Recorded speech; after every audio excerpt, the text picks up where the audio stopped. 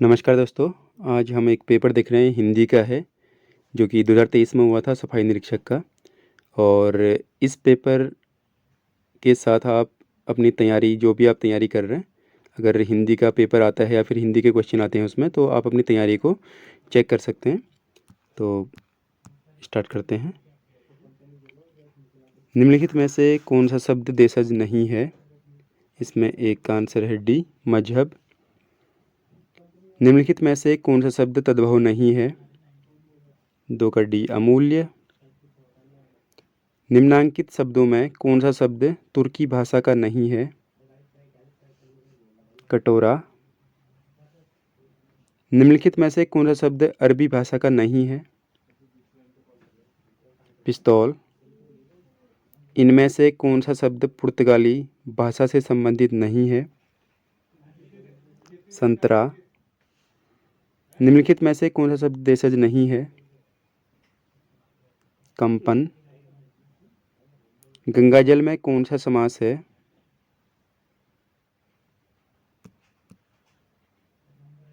तत्पुरुष समास।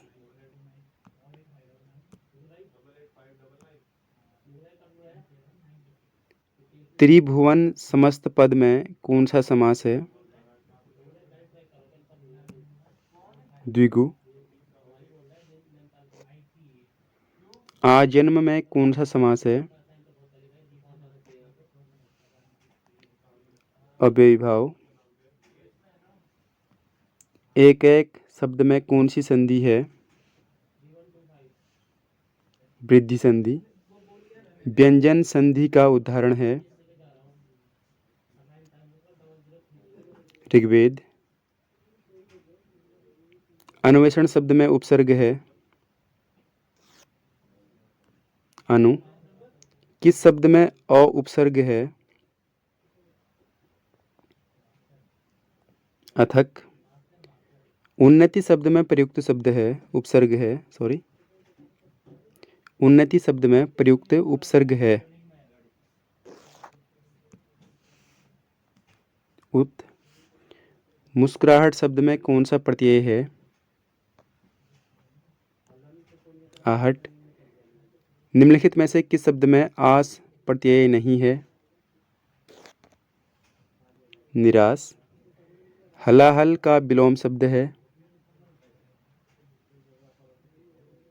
अमृत। मंगल का विलोम है शब्द है? 18 का सी, अमंगल। अरविंद का पर्यायवाची शब्द है? राजीव।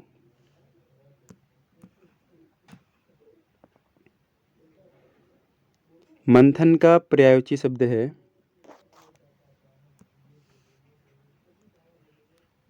मार। यक्षराज का पर्यायवाची शब्द है? कुबेर। सुरसरी का पर्यायवाची शब्द है? देवापगा। तामसिक का विलोम शब्द है? सात्विक। निम्नलिखित में से कौन सा शब्द भिन्नार्थक है? अनुकूल। बर्बर शब्द का विलोम है? सभ्य। असन का विलोम शब्द है?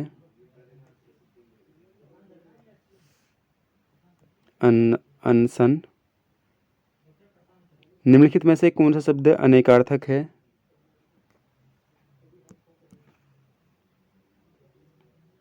अंबर।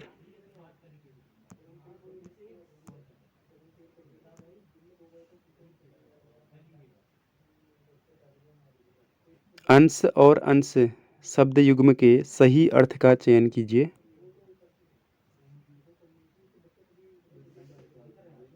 हिस्सा, कंधा।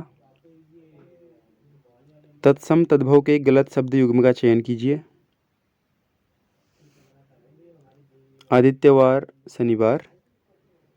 निम्नलिखित में से अनेकार्थक शब्द नहीं है?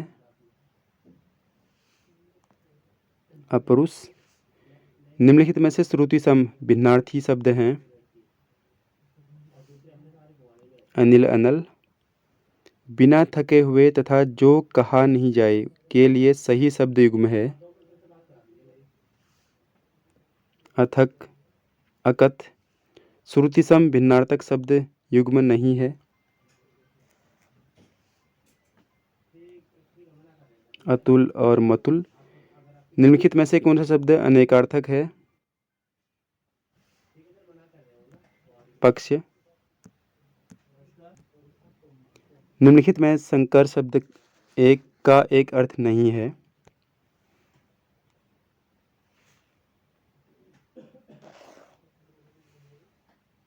संयम।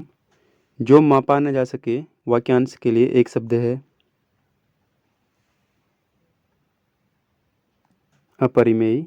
किसी कार्य को करने की इच्छा इस वाक्यांश के लिए एक शब्द है।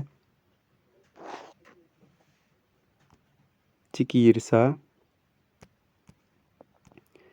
जो खाने योग्य न हो वाक्यांश के लिए एक शब्द है। अखाद्य। जो मारे जाने योग्य न हो वाक्यांश का अर्थ है अवध्य।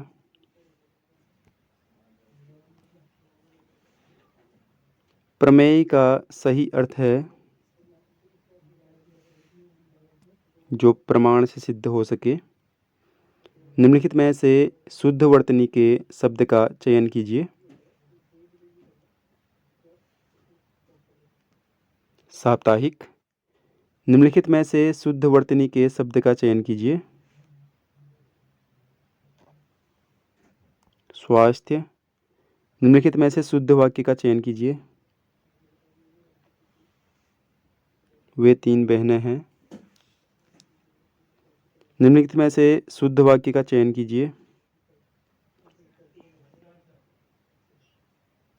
श्री कृष्ण के अनेक नाम हैं।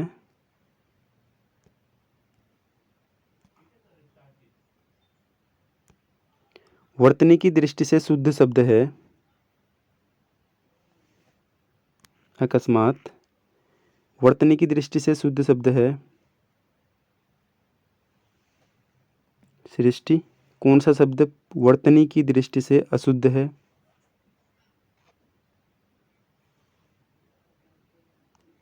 त्रिकोण। निम्नलिखित में से शुद्ध वाक्य है आप भीतर बैठ जाएं। निम्नलिखित में से अशुद्ध वाक्य है इस समय 4 बजे है। निम्नलिखित में से अशुद्ध वाक्य का चयन कीजिए।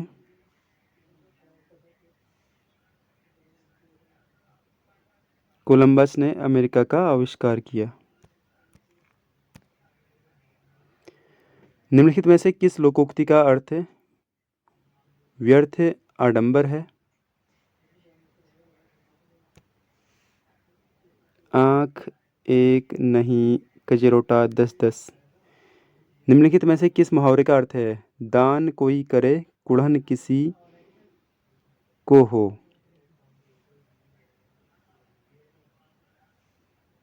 तेली का तेल जले मसालची का दिल जले। निम्नलिखित में से मुहावरा नहीं है आँख का अंधा नाभ नयन सुख। निम्नलिखित में से अनमेल अथवा बेमेल काम के भाव को व्यर्थ करने वाली लोकोक्ति है हंसुए के ब्याह में खुरपे का गीत। दाल भात में मूसलचंद लोकोक्ति का भावार्थ है बिना मतलब के दखल देना। 1.5 चावल की खिचड़ी पकाना मुहावरे का भावार्थ है भिन्न विचार रखना। तीर न कमान काहे का पठान लोकोक्ति का उपयुक्त अर्थ है झूठी सेखी मारने वाला। न उद्धो का लेना न माधो का देना लोकोक्ति का भावार्थ है कोई संबंध रखना। छंटाक चून चौबारे रसोई लोकोक्ति का भावार्थ है मिथ्या दिखावा और शान बघारना। चांदी का जूता मुहावरे का सही अर्थ है। घूस में मिला धन। विराम चिह्न के संबंध में असत्य कथन का चयन कीजिए। विराम चिह्नों के प्रयोग से लंबे वाक्यों का अर्थ समझना कठिन हो जाता है। निम्नलिखित में से अर्धविराम का सूचक चिह्न है।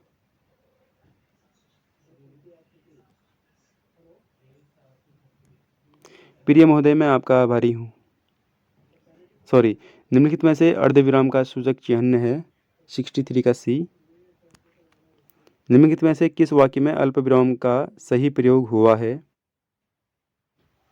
64 का डी। प्रिय महोदय, मैं आपका आभारी हूँ। निम्नलिखित में से किस वाक्य में अल्पविराम का सही प्रयोग हुआ है? क्रोध चाहे जैसा भी हो मनुष्य को दुर्बल बनाता है। निम्नलिखित में से कौन सा विराम चिह्न हंस पद कहलाता है? बी सही आंसर है। निम्नलिखित में से सकर्मक क्रिया वाले वाक्य का चयन कीजिए। अनुराग ने फल खरीदे। वृक्ष से फल गिरते हैं, इस वाक्य में कौन सा कारक है? अपादान कारक। निम्नलिखित में से भाववाचक संज्ञा है। गर्मी। निम्नलिखित में से पुल्लिंग शब्द है। अंचल। मैंने अपनी पुस्तक पढ़ी, इस वाक्य में कौन सा काल है? सामान्य भूतकाल। पुल्लिंग स्त्रीलिंग का कौन सा युग्म गलत है? 72 का डी आंसर है, लंबा चौड़ा। निम्नलिखित में से आज्ञार्थक क्रिया वाला वाक्य है। तुम घर जाओ। निम्नलिखित में से अनिश्चयी वाक्य सर्वनाम है। कोई। इनमें से किस शब्द का प्रयोग हमेशा बहुवचन में होता है? प्राण। निम्नलिखित में से कौन सा शब्द स्त्रीलिंग नहीं है? ओंठ। सवा सेर गेहूं में कौन सा विशेषण है? संख्यावाचक विशेषण। निम्नलिखित में से कौन सा वाक्य कर्मकारक से संबंधित नहीं है? श्याम गेंद से खेलता है। निम्नलिखित में से किस वाक्य में परिमाणवाचक विशेषण नहीं है? मेरा घर इसी शहर में है। निम्नलिखित में से किस वाक्य में संख्यावाचक विशेषण नहीं है? सभागार में बहुत दर्शक थे। शिव से निर्मित विशेषण शब्द है। शैव। निम्नलिखित में महाप्राण ध्वनि नहीं है। चौ। निम्नलिखित में से हिंदी में आगत ध्वनि कौन सी है? हाँ। इनमें से अंतस्थ वर्ण कौन सा नहीं है?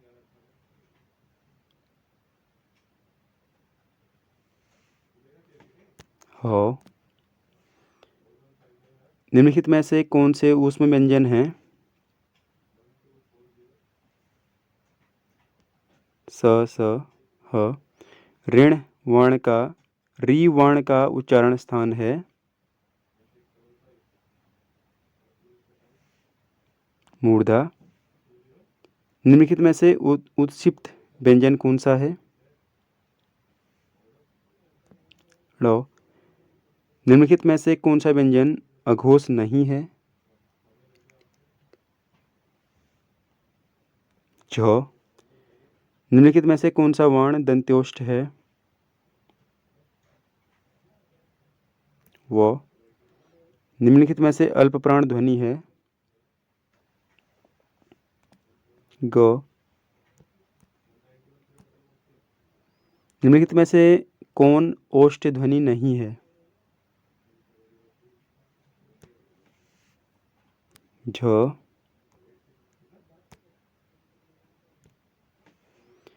निम्नलिखित में से तालु वर्तच वर्ण है?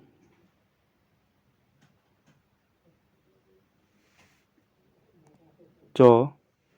निम्नलिखित में से संयुक्त स्वर है? ओ।